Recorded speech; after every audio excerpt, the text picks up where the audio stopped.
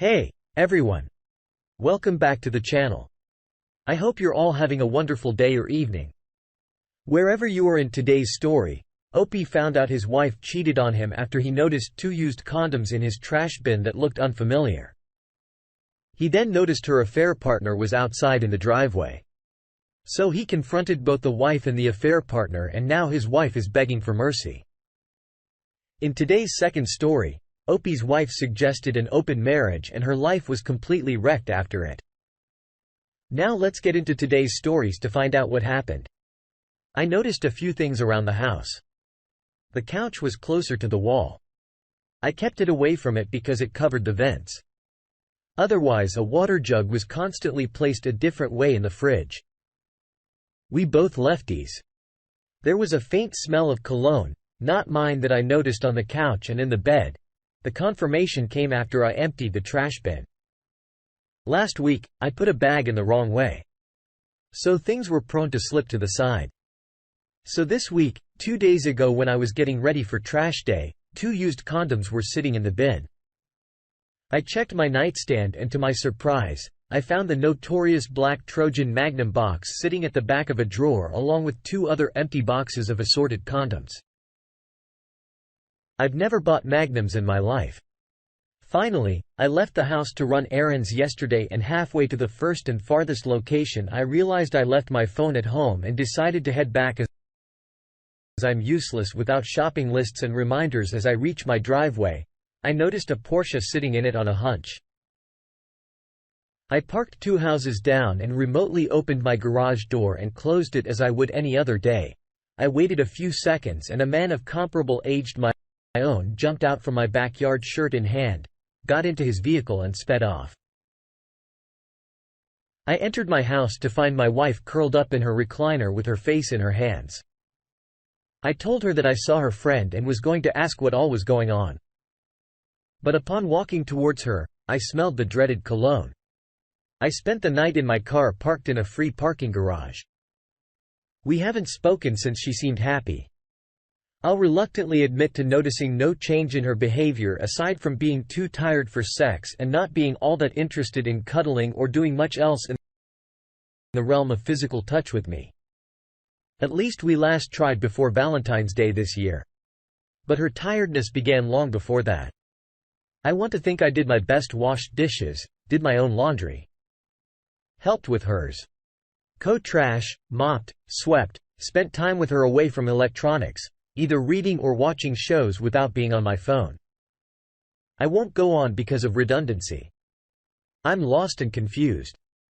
I'm not a saint, but I don't talk to other females aside from at work or simple hi to a cashier or coworker. I stopped looking at porn long before we got married, among other things, to show her respect. I'd like to know what I did wrong that threw her into the arms of another. But also, I'm probably not in the best place to talk to her, yet worse comes to worst, we get divorced and I start again or something. That's probably the only scenario I believe in forgiveness, but I also don't forget. Thank you for reading update. I'd like to take a moment and say thank you to the kind souls out here. You hear about it, know someone who goes through it, and you don't think twice until it happens to you. I want to say that I'll be me in no time, but it will take time for the moment. I am consulting with a lawyer. I'm not wishing to drag this out. The house is a rental. I'll deal with the lease as well through friends. I've gotten 2 suitcases worth of clothes out of the house. My electronics are with me and our bank account is just hers with enough money for the week. Streaming passwords have been changed and I found a room with our church pastor. It will be a long road. I'm repeating the phrase, "It's not your fault," as many times in my head as I can. It seems to help. I might move back home or maybe just start somewhere else. I have some marketable skills and certifications. So hopefully that comes in handy. Well, here are my thoughts on the situation. Cheaters usually try to control the narrative by giving their version of the story before yours. You need to anticipate she will and tell all the facts to families and shared friends. You need to drop your atomic bomb first, so to speak, to clarify to everybody once and for all and in no uncertain terms. Who's the You did nothing wrong in long-term relationships. It's normal to have periods when one may feel bored, stuck in a routine, overwhelmed by work or whatever. Mature adults, however, discuss any issue with their partners, see if they're fixable, and then leave the relationship if no viable solution can be found. Cheaters, on the other hand, are people with colossal character flaws. They prefer to have sex and have affairs with other people behind your back, which in turn requires being dishonest, having a ton of lies, manipulation, and exposing your health to STDs. And let's not forget, she was denying you sex. Not because she was stressed or whatever, but because she was having sex with another dude. No, you didn't do anything wrong. This is 100% on her. This is entirely on her shoulders, and do not ever take responsibility for the trauma and abuse she inflicted on you. I know it will be hard, but I believe you can get past this. Now, let's get into today's second story. I was married for 2 years at the time. My wife was a serious TikTok junkie who sent me at least 20 a day. We were both in our early 20s. She started sending ones about open marriages and also some podcasts. We had a few long talks about how we were young and should try it before we were old and had kids. After a few months of pushing and pushing, I gave in and we set up some boundaries: no unprotected sex, nothing in our house, and no overnight stays. And if sex occurred with someone else, no details and no touching each other for 30 days. Plus a doctor's visit and being cleared before any intimacy between us. We opened our marriage and she started going on dates on Friday nights. I worked anyway and I got home normally around 10 p.m. for the first year. It was kind of fun. She went out on a date and by the time I got home, she was already home or getting home at the same time. She told me what they did on the date and then she jumped me. They were just dates, no sex or intimacy. During this first year, I myself went on 3 dates and each one went the exact same way. They found out I was married and it was not what they were looking for. They told me it was nice meeting me after 3 dates. I quit.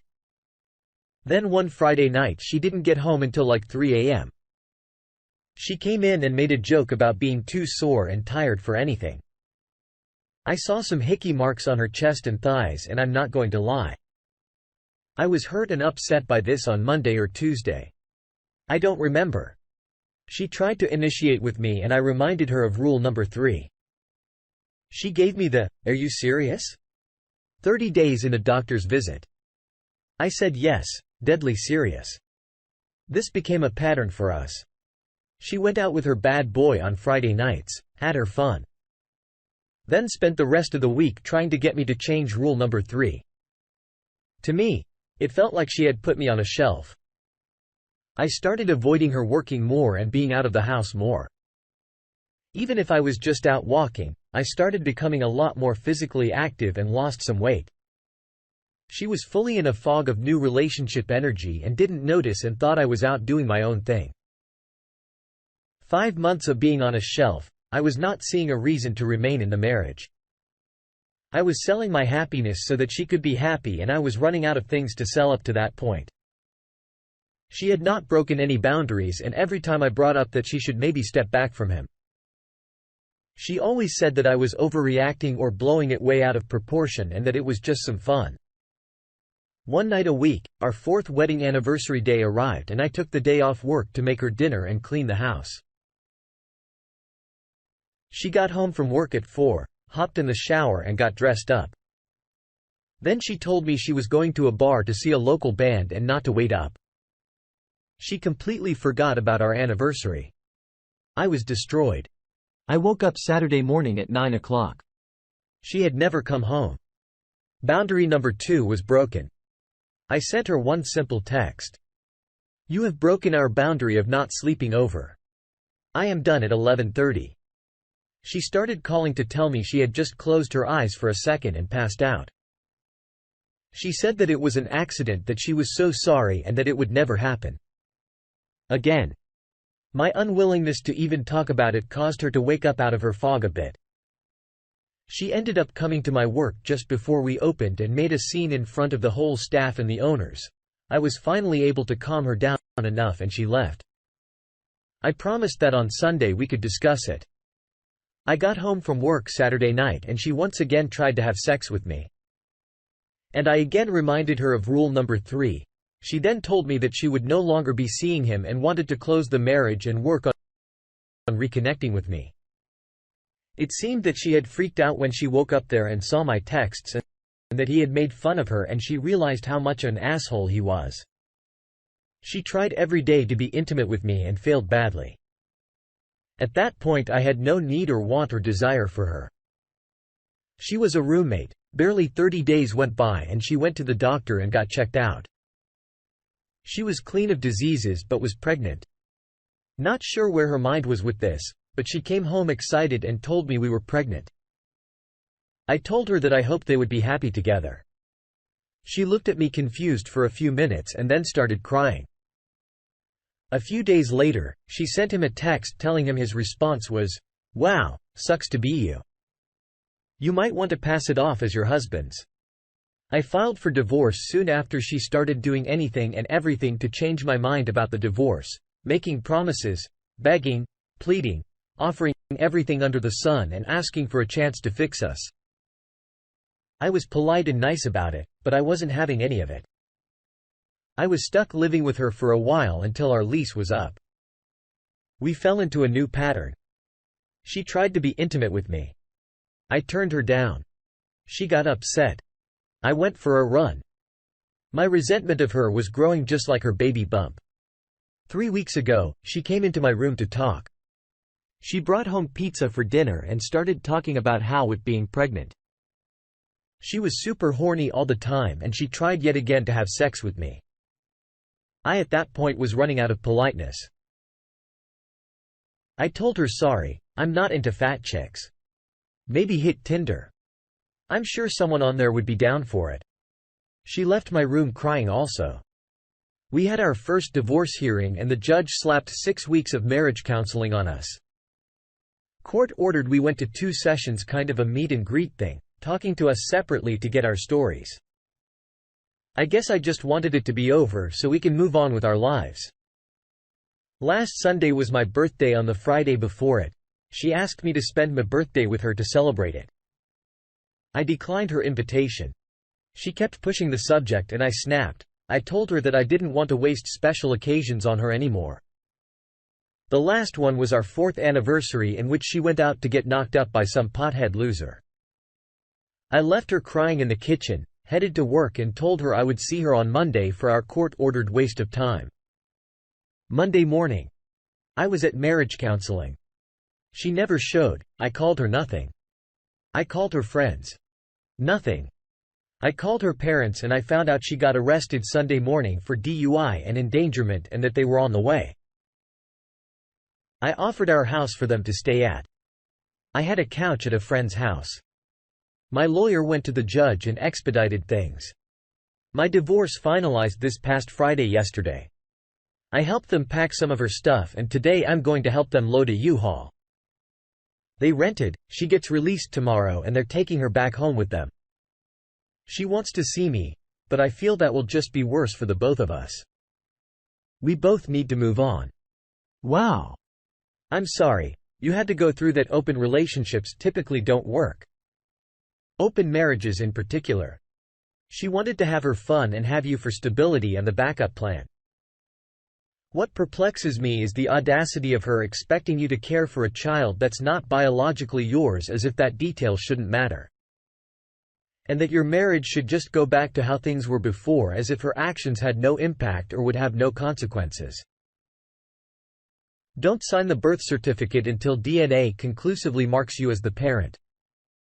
You should have started talking about a divorce the moment open marriage was discussed. If you're not into that, it's just sentencing the marriage to a slow death sentence. Also, in general, wives will have many more options in an open marriage. It's clear she doesn't love you, but she was afraid of being alone. It's time for you to move on to bigger and better things. I wish you luck, Opie. Thanks for taking the time to listen to today's stories. Don't forget to like and subscribe if you haven't already done so, and comment below on what your thoughts are on today's stories. If there's a story you would like to share with me about your own situation or someone else's, then please do not hesitate to comment.